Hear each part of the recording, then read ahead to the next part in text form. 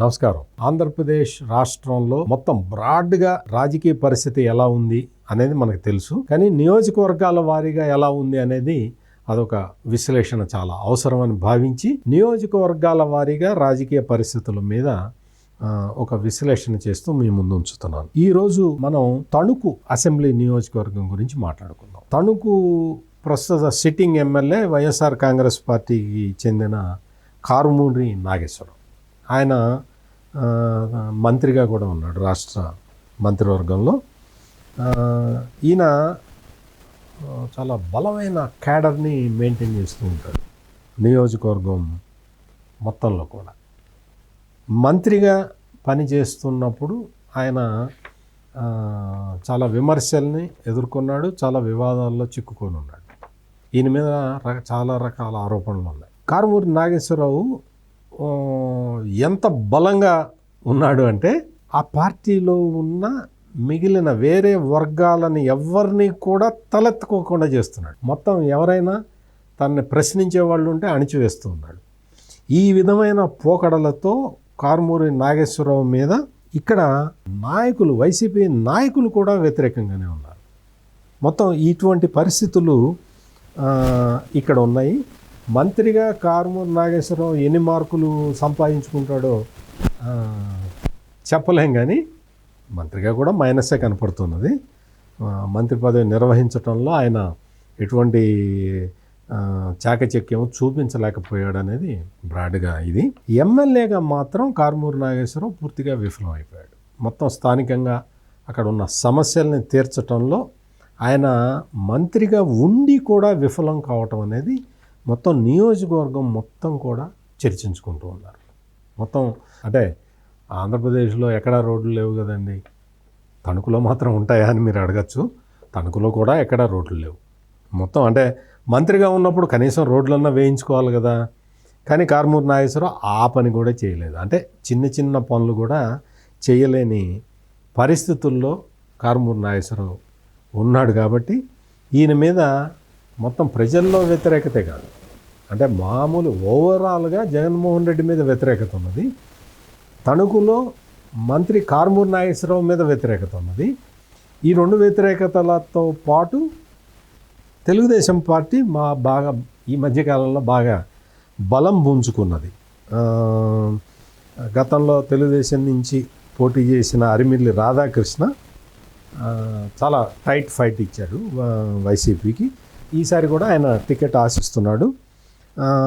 జనసేన నుంచి గతంలో ఎన్నికల్లో పోటీ చేసిన వెంకట్రామారావు, విడివాడ రామచంద్రరావు వీళ్ళు కూడా టికెట్ ఆశిస్తున్నారు.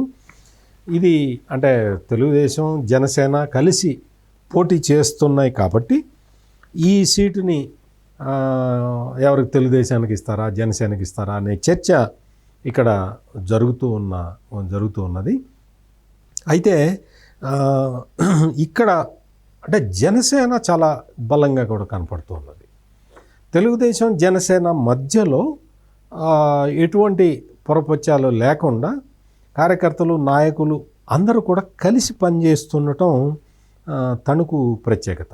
ఎందుకంటే ఇక్కడ ఈ కారుమూరి నాగేశ్వరరావు అనే వ్యక్తి తన మనుషులు, తన గ్యాంగ్స్టర్స్ వీళ్ళతోటి చాలా ఇదిగా ప్రవర్తిస్తున్నాడు. కాబట్టి కారుమూరి నాగేశ్వరరావు బలాన్ని ఎదుర్కోవటానికి తెలుగుదేశం జనసేన చాలా కాలంగా సమిష్టిగా పనిచేస్తూ ఉన్నాయి.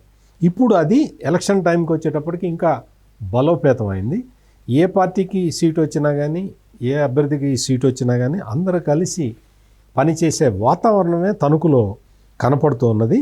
అందువల్ల తణుకు నియోజకవర్గంలో కారుమూరి నాగేశ్వరరావు మళ్ళీ ఈసారి గెలుస్తాడా అంటే అది పెద్ద క్వశ్చన్ మార్కే. ఎందుకంటే ఇక్కడ ఆయనకి అంత వ్యతిరేకత కనపడుతూ ఉన్నది. వైఎస్ఆర్ కాంగ్రెస్ పార్టీకి ఓవరాల్గా వ్యతిరేకత కనపడుతున్నది.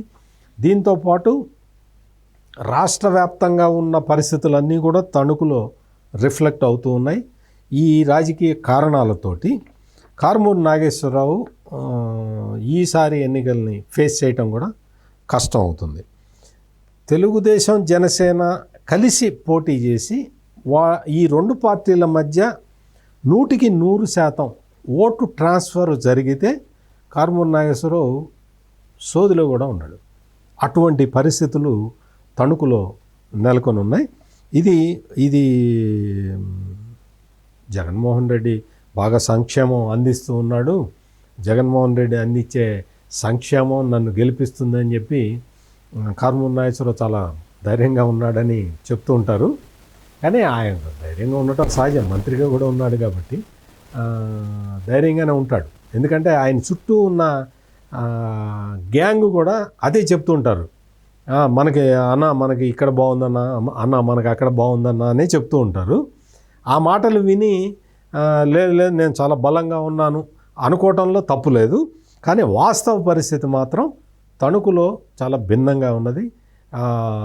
ఈ భిన్నమైన రాజకీయ వాతావరణంలో కారుమూరి నాగేశ్వరరావు మళ్ళీ గెలవటం అనేది కష్టసాధ్యమని ఖచ్చితంగా చెప్పచ్చు. మరో నియోజకవర్గంలో ఉన్న రాజకీయ సమీకరణాలు తీసుకొని మళ్ళీ మీ ముందుకు వస్తాను. నమస్కారం.